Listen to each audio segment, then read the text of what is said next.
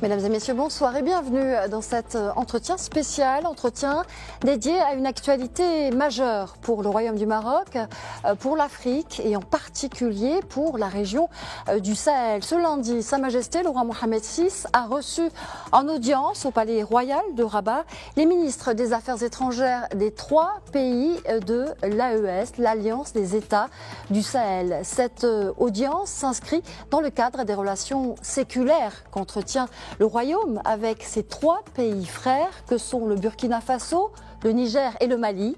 Audience au cours de laquelle les ministres des Affaires étrangères de l'Alliance des États du Sahel ont transmis aux souverains la gratitude de leur chef d'État pour l'intérêt constant accordé à la région du Sahel. Les 3 chefs de la diplomatie ont notamment salué les actions et initiatives royales en faveur du développement économique et social des pays de la région.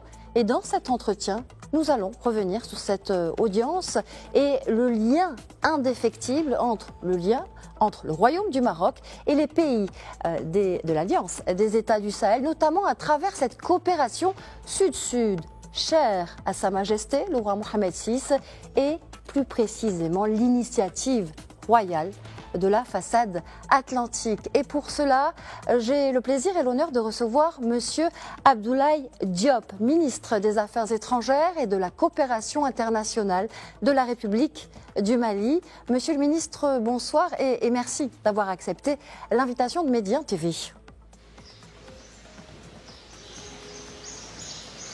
Merci beaucoup, madame. Très heureux d'être à votre antenne. Monsieur le ministre, Sa Majesté le roi Mohamed VI vous a reçu ce lundi avec vos homologues nigériens, le ministre Bakariaou Sangaré, et burkinabé, le ministre Kamaroko Jean-Marie Traoré.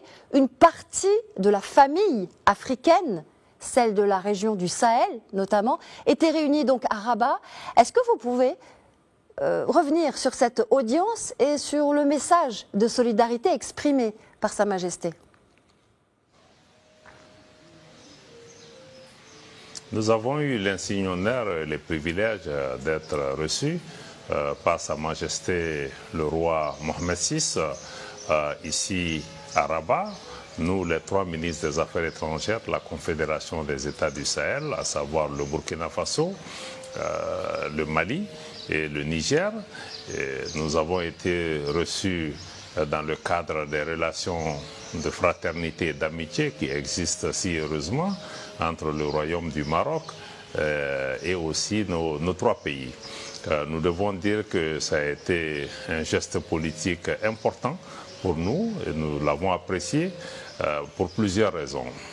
D'abord, ce geste s'inscrit dans le cadre des relations séculaires entre le Maroc et nos 3 pays, mais aussi au plan politique.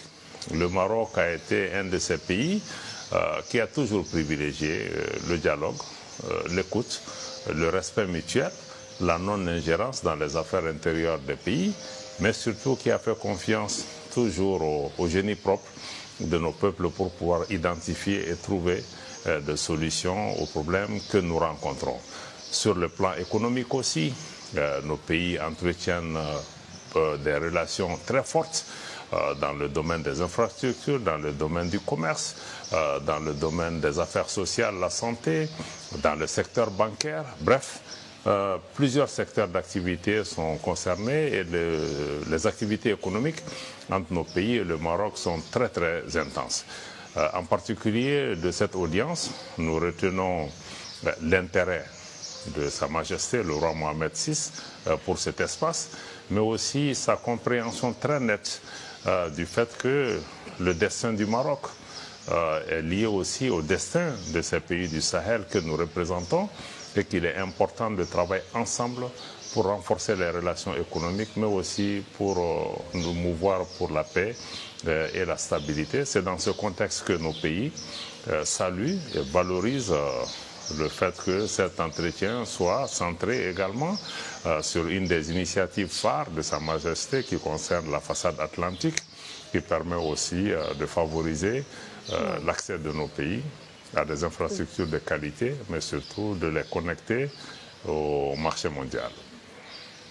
Alors nous allons parler effectivement de cette initiative de la façade atlantique, mais surtout et avant tout de cette solidarité dont vous venez de parler, Monsieur le Ministre, solidarité agissante. Vous venez de dire à l'instant, il est important de travailler ensemble pour une stabilité, pour une paix pour l'Afrique et pour la région. Cette coopération Sud-Sud, j'aimerais en parler avec vous, Monsieur le Ministre. Il s'agit d'une coopération stratégique pour l'Afrique et en particulier pour la région du Sahel. C'est le prisme à travers lequel le Royaume a décidé d'envisager ses relations avec les pays du continent. Est-ce que vous pouvez nous dire pourquoi elle est aussi précieuse pour les pays du Sahel ? Bon, cette coopération Sud-Sud que nous appelons de tous nos voeux est une nécessité aujourd'hui pour nos pays parce que nos pays présentent les mêmes caractéristiques physiques, géographiques, même sur le plan social et culturel, nos pays sont assez proches, nous faisons face aux mêmes défis.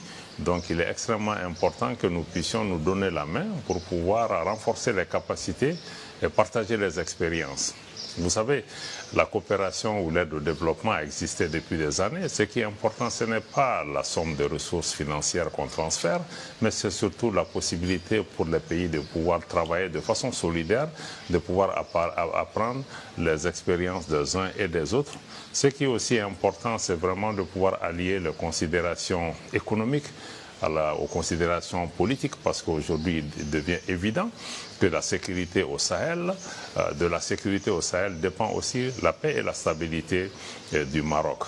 Donc, pour l'ensemble de ces raisons, nous estimons que ce type de coopération est à valoriser et c'est d'abord, cette coopération Sud-Sud s'inscrit dans le souci pour nos pays de nous prendre en charge, de compter sur nous-mêmes et d'avancer de façon solidaire dans le cadre d'un monde de plus en plus globalisé.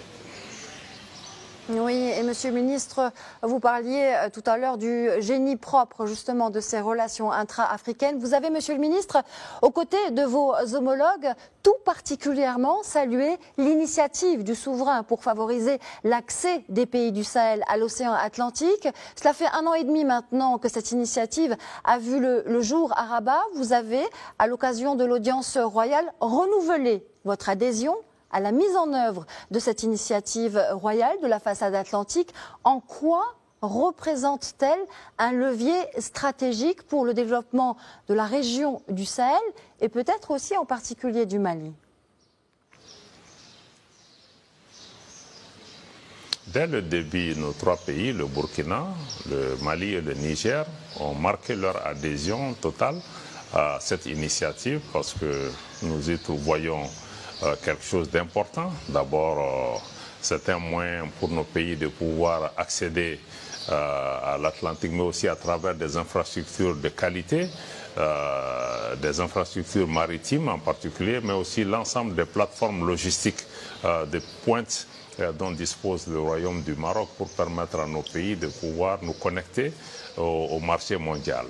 Et cette initiative, nous estimons qu'elle est également importante dans la mesure où elle s'inscrit aujourd'hui en droite ligne de la vision de nos chefs d'État, le général d'armée Assimi Goïta, président de la transition du Mali, chef de l'État, le capitaine Ibrahim Traoré, le président du Faso, et du général d'armée Abdourahmane Tchani, président de la République du Niger et chef de l'État, dans le cadre de leur vision, à la fois d'améliorer les conditions de vie de nos populations, mais de pouvoir aussi faciliter l'accès de nos pays au marché international, en nous fondant en particulier sur la mise en place de projets structurants et d'infrastructures qui permettent d'aller vers une transformation structurelle de nos économies, vers une industrialisation. Donc l'ensemble de ces éléments nous paraissent être comme des éléments stratégiques, mais cet investissement est naturellement complémentaire de tout ce qui se fait déjà dans notre région. Et depuis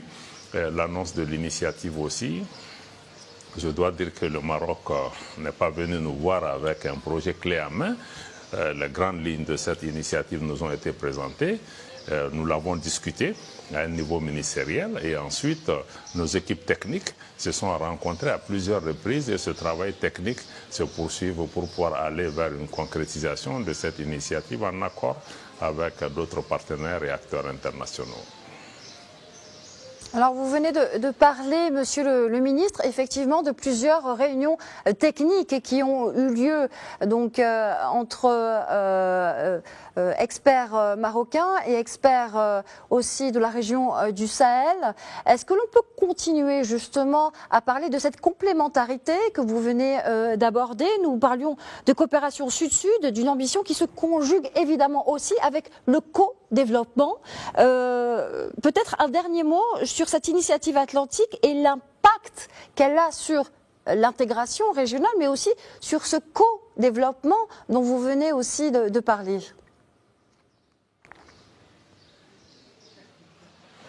Mais il est évident que l'Afrique aujourd'hui fait face à de nombreux défis qui exigent que nous puissions aller aussi vers ce que vous appelez le co-développement, c'est-à-dire concevoir nos défis ensemble, concevoir la réponse ensemble et travailler à créer la prospérité entre nos pays. Nous pensons que cette initiative donne cette possibilité et aussi, comme je l'ai indiqué, elle est aussi en ligne avec, elle est cohérente des efforts qui sont en cours au niveau de la Confédération des États du Sahel pour aller vers des projets structurants, vers une intégration économique et commerciale, et vers une plus grande intégration de notre espace, mais aussi pouvoir connecter cet espace via des infrastructures énergétiques, des infrastructures de transport, des infrastructures de communication au reste du marché mondial. Nous connaissons la qualité des technologies et des plateformes technologiques et commerciales qui existent au niveau du Maroc. Et nous pensons que travaillant ensemble,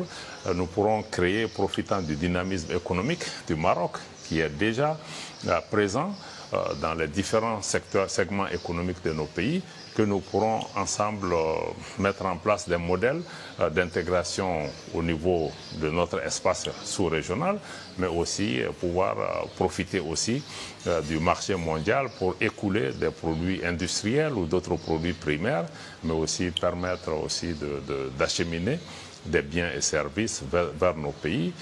Tout ça va nécessiter également que nous pensions à la dimension de la mobilité, notamment la mobilité humaine, et toutes les facilités qui peuvent être accordées aux étudiants, aux hommes d'affaires, aux différents acteurs économiques pour pouvoir se mouvoir dans cet espace, mais aussi entreprendre les différents projets d'investissement. Voilà, un développement durable, notamment souvent associé à la paix et à la stabilité.